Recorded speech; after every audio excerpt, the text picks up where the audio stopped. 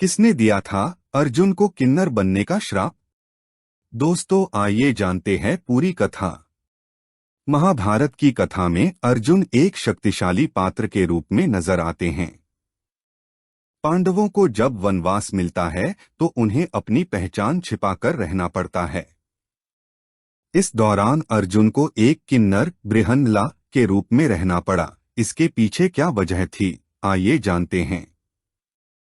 महाभारत के युद्ध से पहले पांडवों को कई तरह के कष्ट भोगने पड़े। पांडवों को वन में रहना पड़ा। इतना ही नहीं, पांडवों को अपनी पहचान को भी छिपाना पड़ा। वनवास के दौरान पांडवों ने वेश बदलकर विराट राज्य में शरण ली। सभी पांडव विराट राजा के यहाँ वेश बदलकर कार्य करने लगे। द्रौपदी जहाँ दासी बनकर सेवा करने लगी, वहीं अर्जुन को 1 वर्ष तक किन्नर बनकर रहना पड़ा। वनवास के दौरान पांडवों को अपनी ताकत को पुनः वापस पाना था। अपना खोया हुआ राज्य हासिल करने के लिए पांडव दिन रात योजना बनाते, लेकिन कोई हल नहीं निकलता। तब अर्जुन ने इस मामले में महर्षि वेद व्यास से सलाह ली। तब व्यास जी ने अर्जुन को दिव्यास्त्रों और अन्य कलाओं का ज्ञान प्राप्त करने के लिए कहा।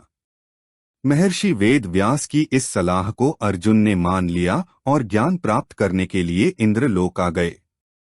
अर्जुन इंद्रलोक में भगवान इंद्र की अनुमति लेकर सभी दिव्य अस्त्रों और अन्य कलाओं का ज्ञान प्राप्त करने लगे।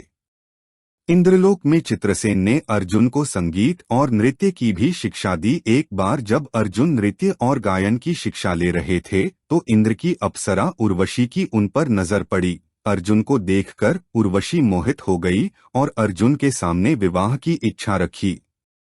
इस प्रस्ताव को सुनकर अर्जुन ने इनकार कर दिया और विनम्रता से उर्वशी से कहा कि ये संभव नहीं है, क्योंकि हमारे पूर्वज ने आपसे विवाह करके हमारे वंश का गौरव बढ़ाया था। इसलिए पुरु वंश की जननी हैं और माता के समान हैं। इसलिए विवाह का विचार का मन से निकाल दें। अर्जुन की इस बात को सुनकर उर्वशी को दुख हुआ और क्रोध में आकर अर्जुन को 1 वर्ष तक पुंसत्वहीन रहने का श्राप दे दिया। इसी कारण अर्जुन को वनवास के दौरान किन्नर बनकर रहना पड़ा। किन्नर बनने के बाद अर्जुन बृहन्नला कहलाए। अर्जुन ने बृहन्नला बनकर विराट नगर के राजा विराट की पुत्री उत्तरा को 1 साल तक नृत्य सिखाया था।